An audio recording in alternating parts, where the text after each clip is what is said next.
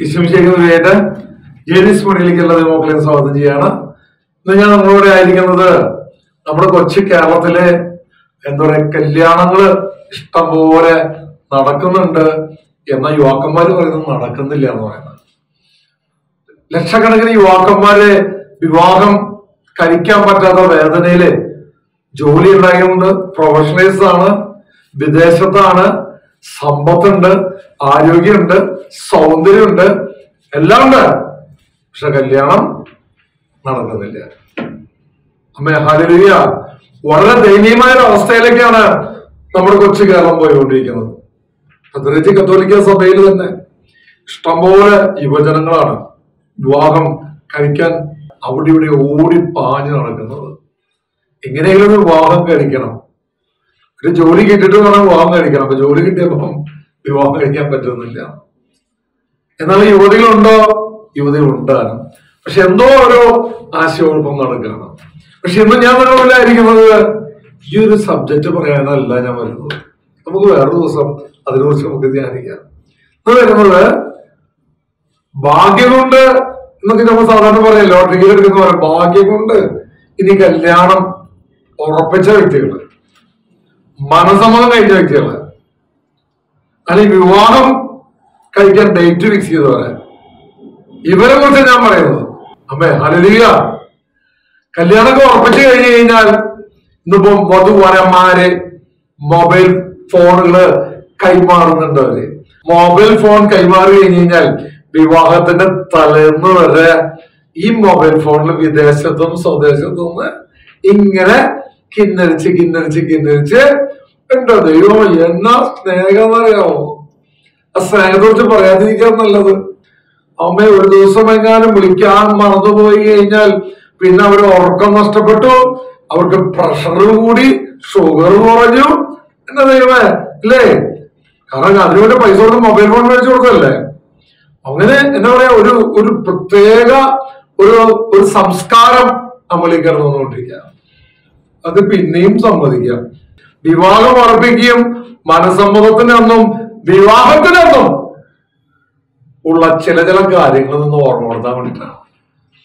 ഈയിടെയായിട്ട് നമ്മൾ സോഷ്യൽ മീഡിയകളില് ഇൻസ്റ്റാഗ്രാമിലോ വാട്സപ്പിലോ യൂട്യൂബിലോ മറ്റേതെങ്കിലും സോഷ്യൽ മീഡിയകളോ ഒക്കെ ഇന്ന് നമ്മുടെ നല്ല ക്രിസ്തീയ കുട്ടികളുടെ ഫോട്ടോകൾ ഇങ്ങനെ എല്ലാവരിലേക്ക് എത്തിക്കൊണ്ടിരിക്കുകയാണ്. എന്താണെന്നറിയോ? നമ്മുടെ ഫോട്ടോഗ്രാഫർമാര് അവരെയും കൊണ്ട് ഉറപ്പിച്ചു കഴിഞ്ഞാൽ, അല്ലെങ്കിൽ സമ്മതം കഴിഞ്ഞു കഴിഞ്ഞാൽ, അല്ലെങ്കിൽ വിവാഹം നടന്ന് ഇവര് എന്താ ചെയ്യുന്നറിയോ? ഈ ഫോട്ടോഗ്രാഫറും കൊണ്ട് ബൈക്കേലും കാറേലും ഒക്കെ അങ്ങനെ പോയി വനാന്തരങ്ങളിലേക്കും പുഴയുടെ തീരത്തും മലമുകളിലേക്കും ഒക്കെ അങ്ങനെ കൊണ്ടുപോകാറ്. ആരെ കൊണ്ടുപോകുന്നേ? അണികൊണ്ടിപ്പോലല്ല പോകുന്നത്. ഫോട്ടോഗ്രാഫർമാര് നിശ്ചയിക്കുന്ന ദിവസവും ഇല്ലെങ്കിൽ അന്നത്തെ ദിവസവും അവിടെ ജനം അവിടെ ഭക്ഷണം കഴിക്കാൻ വെയിറ്റ് ചെയ്തിരിക്കായിരിക്കും. അതൊന്നും നോക്കാതെ ഇവരിങ്ങനെ ഫോട്ടോഗ്രാഫർ, ഒരു ഫോട്ടോഗ്രാഫർ അല്ല കേട്ടോ, കുറെ ഫോട്ടോഗ്രാഫർമാരാ.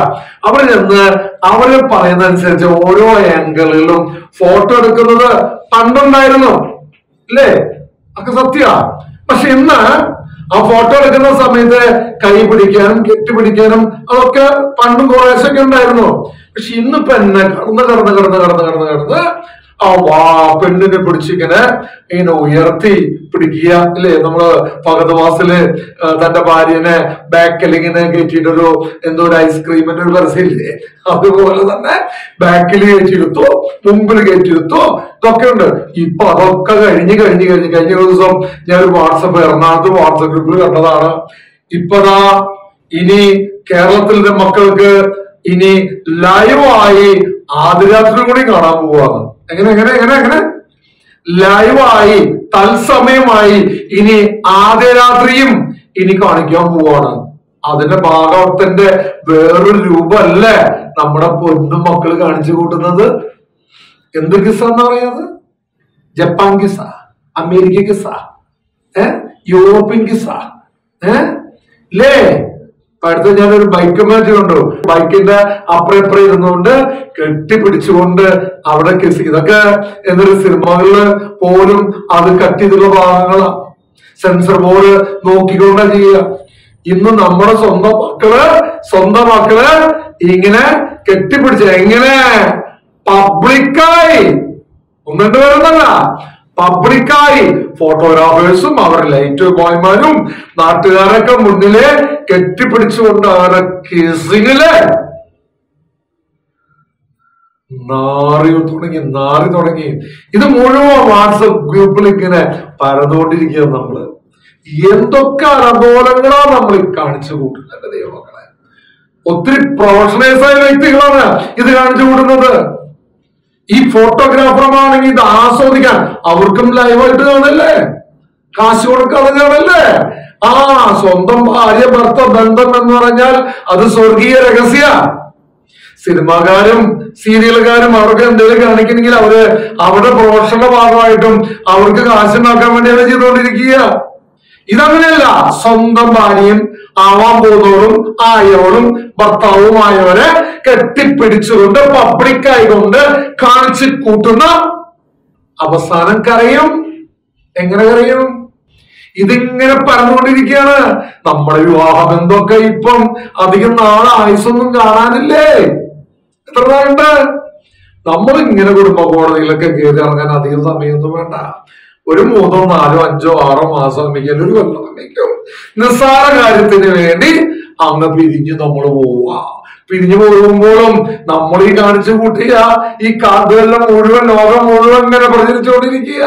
ഇനി നമ്മുടെ മക്കൾക്ക് വരെ കാണാൻ പാകത്തിൽ എത്ര വർഷം കഴിഞ്ഞാലും അവിടെ ഉപകരണത്തിൽ പതിഞ്ഞ് നമ്മളെ തന്നെ ഉണ്ടാവുകയാണ്.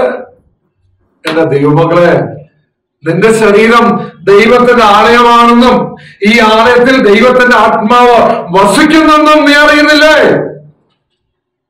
ഈ ദൈവത്തിന്റെ ആത്മാവ് വസിക്കുന്ന ഈ ശരീരം പബ്ലിക്കായിക്കൊണ്ട് സെക്സ് കാണിക്കാനോ മറ്റുള്ളവർക്ക് ഉതപ്പ് കാണിക്കാനോ നമ്മുടെ ഡ്രസ്സിങ്ങിനെ കുറിച്ച് പറയാതിരിക്കാൻ നല്ലത്. കല്യാണ ഡ്രസ്സുകളൊക്കെ മാറി എവിടെയൊക്കെ എന്തൊക്കെയൊന്നും പറയാതിരിക്കാൻ നല്ലത്. ആ ഡ്രസ്സിങ്ങിന്റെ അപ്പുറമായി ഇപ്പൊ കാണിച്ചു കൂട്ടുന്നുള്ള കിസ്സുകള്, മുത്തങ്ങള് മാത്രമല്ല കെട്ടിപ്പിടുത്തങ്ങള്.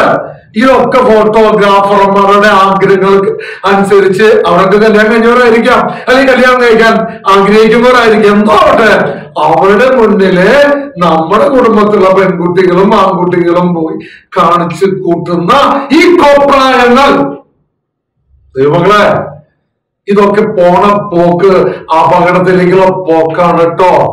ഇല്ലേ, ഇന്ന് നമ്മുടെ പെൺമക്കള് പബ്ലിക്കായി ബാറിൽ കയറുന്നു, കള്ള് ഷാപ്പിൽ കയറി പോകുന്നു, എന്നിട്ട് പബ്ലിക്കായിട്ട് ഇൻസ്റ്റാഗ്രാമില് ഇതുകൊണ്ട് പബ്ലിക്കായി കള്ളു കുടിക്കുന്നതും അല്ലെങ്കിൽ ബീർ കഴിക്കുന്നതും അഭിമാനം എന്ന് പറഞ്ഞ് ഇങ്ങനെ അവർ കാണിച്ചു കൂട്ടിക്കൊണ്ടിരിക്കുക. ആണുങ്ങളെ പോലെ സമത്വം കാണിക്കാൻ വേണ്ടി, അത് കാണിക്കാനും അത് മുതലാക്കാനും അല്ലെങ്കിൽ കൂടുതൽ സബ്സ്ക്രൈബേഴ്സ് കിട്ടാനും നമ്മുടെ യൂട്യൂബേഴ്സും ഇൻസ്റ്റാഗ്രാമേഴ്സും ഒക്കെ ക്യാമറ കൊണ്ടുവരുമ്പോൾ അവരെ മുന്നിൽ ഇങ്ങനെ കാണിക്കുമ്പോൾ അവരുടെ ജീവിതം അവരെ അടിക്കല്ല് തന്നെ ഇളകുക എന്ന് അവരറിയുന്നില്ല. ഇത് യൂറോപ്യൻ സംസ്കാരമാണോ? അമേരിക്കൻ സംസ്കാരമാണോ? ഏത് സംസ്കാരം കാണിച്ചു കൂട്ടുന്നത്? നമ്മുടെ പൊന്നോമന മക്കള് ഇല്ലേ, ഇപ്പൊ പള്ളി പെരുന്നാൾക്കും ഒക്കെ അവരുടെ ചേട്ടൻ കണ്ടില്ല, ഇങ്ങനെ ചേട്ടൻ ഇങ്ങനെ ഇല്ലേ, എന്നാ ചേട്ടാ കാണുന്നത് ഇല്ലേ? അവർക്ക് പേടിയില്ല. പബ്ലിക്കായിട്ട് നമ്മുടെ പെൺകുട്ടികളും ആൺകുട്ടികളും ഒക്കെ ഇന്ന് പള്ളി സബസ്റ്റേഷന്റെ പള്ളി പെരുന്നാളാണേലും ഇല്ലെങ്കിൽ എന്താ പറയാ, ഇനിയിപ്പോ എനിക്ക് തോന്നുന്നത് ഇതൊക്കെ ഉള്ളേജും ചെറുതും തുള്ളിച്ചാടും. കാരണം അവർക്കൊന്നും പ്രശ്നമില്ല. കാരണം ഇതിനൊക്കെ പറയുന്നവരെന്ന് പറഞ്ഞ വിവരമില്ലാത്തവരാണ് പറഞ്ഞുകൊണ്ടിരിക്കുന്നത്. ഇല്ലേ എന്റെ ദൈവമക്കളെ, എന്റെ ക്രിസ്തീയ പെൺമക്കളെ അല്ലെങ്കിൽ ആൺകുട്ടികളെ, വിവാഹം എന്ന പരിശുദ്ധ കൂദാശയുടെ ആ സത്യം തിരിച്ചറിയാതെ, അതിന്റെ ഇമ്പോർട്ടന്റ് തിരിച്ചറിയാതെ ഈ പബ്ലിക്കായിട്ട് കാണിച്ചു കൂട്ടുന്ന ഈ കോപ്രായങ്ങള്, എന്റെ ദൈവമക്കളെ, നമ്മുടെ മക്കളാണെങ്കിലും നമ്മുടെ മകന്മാരാണെങ്കിലും ഇനിയെങ്കിലും ഈ വക ഈ ക്യാമറമാന്മാരുടെയും അവരുടെ ഡയറക്ടർമാരുടെയും ഈ കാട്ടിക്കൂട്ടുകൾക്ക് ചുമ്മാ ഇങ്ങനെ തല വെച്ച് കൊടുക്കരുത്. ഇത്രമാത്രം ഞാൻ പറയുക.